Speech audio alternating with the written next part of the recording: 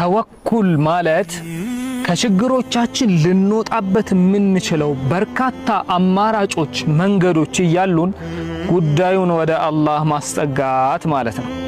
ልክ ነቢዩላህ ኢብራሂም አለይሂ ሰላም ወንጨፍ ላይ ሆነው ወደ እሳቱ ሊወረወሩ ሲሉ ጅብሪል መጥቶ ያ ኢብራሂም አለከ ሓጃ ሲላቸው ምን ትፈልገው ነገር አለ?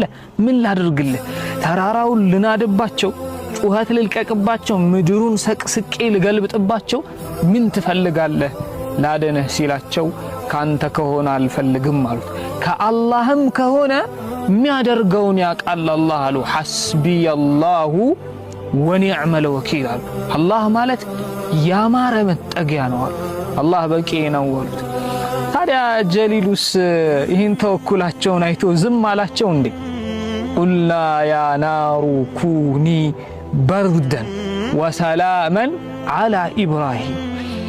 ችግሮቻችንን ወደ አላህ ስናስጠጋ፣ አማራጮች እያሉን ወደ አላህ ስናስጠጋ አላህ እሳቱን ወደ ምቾት ይቀይርልናል። ያ ሰላም